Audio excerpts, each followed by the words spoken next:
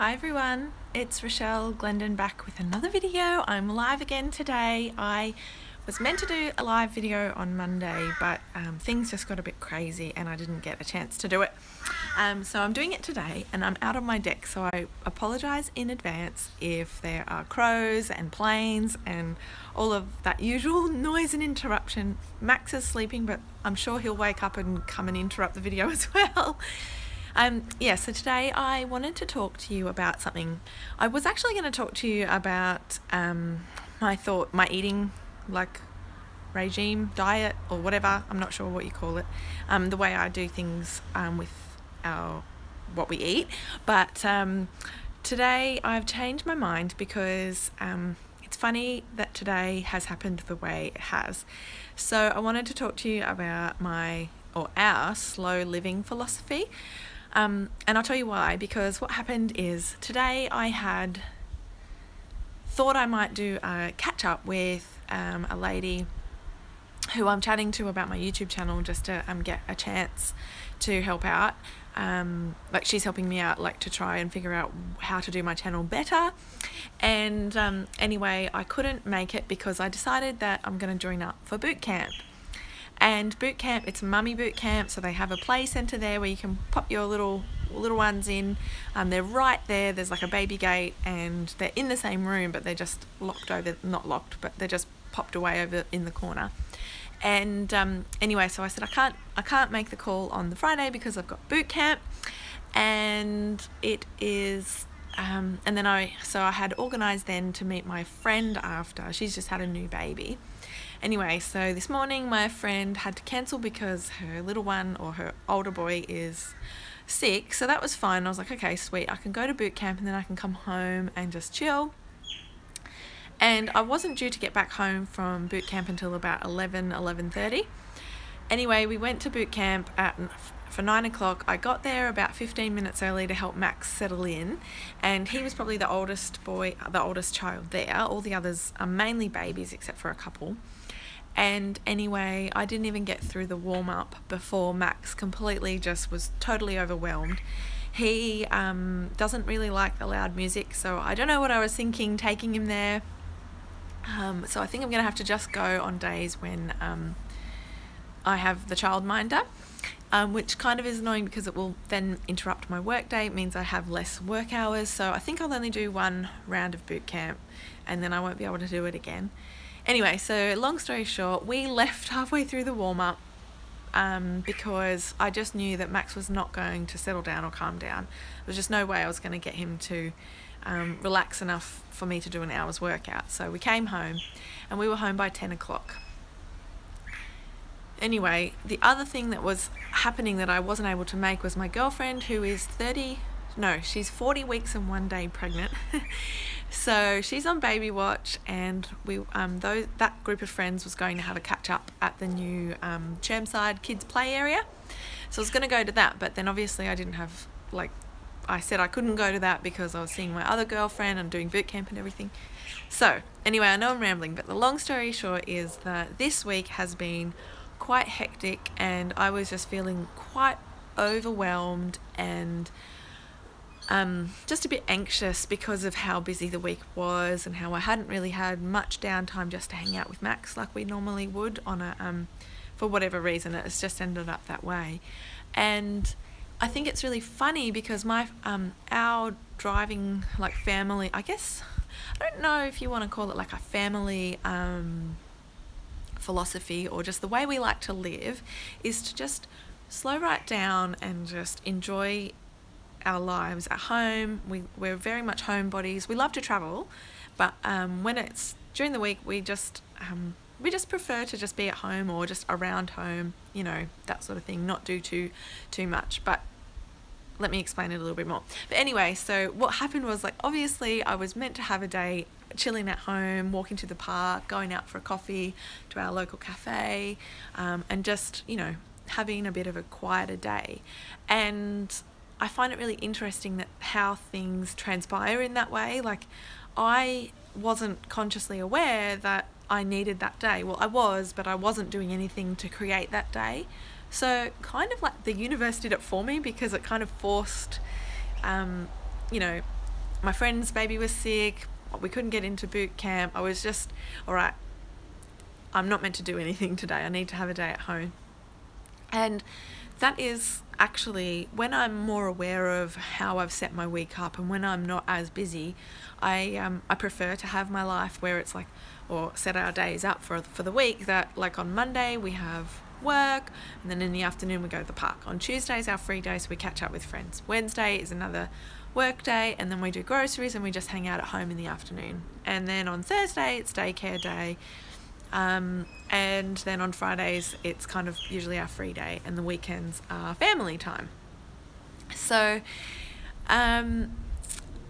yeah, and I always sort of said to myself, like, on those days, like, try not to do too much. So don't do, like, make it so that you're out of the house all day, every day in a row. Try and have, like, if you're going to do a big busy day, say on a Monday, then on Tuesday just maybe do something in the morning, or have a slow morning and then do something in the afternoon, or even just have a home day. And slow right down to toddler pace. Like, it was so much easier for me to protect that time when Max was a bit younger, but now that he's older, I sort of got in my head, all right, he can handle more, I'm going to keep going out. And I've gotten myself into a point where I'm just so busy that I actually don't have any downtime. Like, we have the weekends and things, but yeah, we still end up doing something on those days as well. I guess my point is, though, that I had started to fall into the trap of feeling like busy for busy's sake, or just, you know, glorifying busy in a way, like saying, oh, I'm so busy, I'm so hectic, I've got so much on, like, you know, and making it so that in my mind, like, that is an important way, like that makes you important, or makes your life more important, whereas actually slowing down is the most important thing for me. And that's what I want to say, like, slow living is not it's not being lazy, it's not choosing not to do anything, it's not just like saying I want to stay at home. It's choosing the priorities in your life, if that makes sense. So, like, a lot of the things that you have to say no to when you're prioritizing living a slower life are things that you want to do. Like, I do want to catch up with my friends all the time. I do want to be out of the house and doing different activities, but actually that is not the best that is not the best way to live, because then I end up with things like migraines or being sick, or, you know, like, for example, today we've had a hectic day. I know that usually Max is in daycare for a few hours on a Thursday, so Fridays he needs that chill time at home because he's had a busy week or a busy day and he's much more clingy, and I know that. So I forcing him to come to boot camp where it's loud and music and everything, like, that is not like, I'm sort of forcing him to do what I want because I want to go and do exercise, but is that really what I want, to make him feel uncomfortable? It's not my priority. So I can always get fit later, or I can go for walks and do exercise on my own, or I can find another time to go, so that I can create that slower life for Max, so that he can just be a kid, and we can hang out in the yard and he can have that one-on-one special time with me.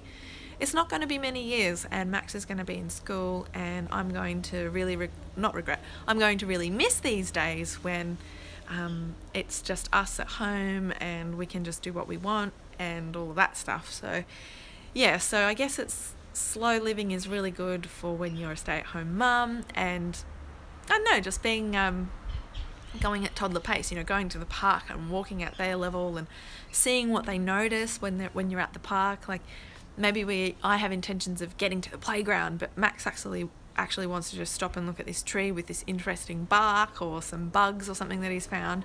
And instead of always saying to him, come on, let's go, we've got to rush, you know, we're trying to get somewhere, how about I slow down? I don't need to hurry back. What have I got to hurry home for? You know, why do we have to get to the park? If he's interested in what we're doing where we are, why can't we stop there and enjoy that moment for what it is? Yeah, so I'm not really sure exactly if I'm saying anything in any kind of order, but I hope I'm making sense. I hope you're, like, getting this. But yeah, so I just wanted to sort of talk about, like, what slow living is to me and why it's important, and why it's actually a hard thing to kind of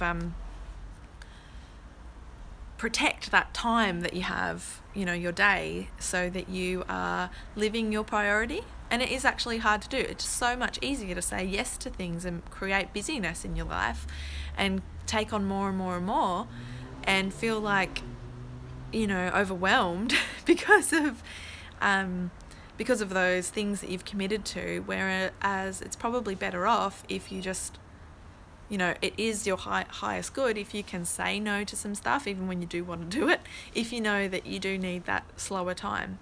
And I know if you're watching this and you're thinking, well, that's great, Rachelle, like, yeah, it'd be nice to say no to stuff, but XYZ, like you might be a working mum and you have to go to work every day, and then the only time you get to do stuff is after work or on the weekend, so you're inherently busier.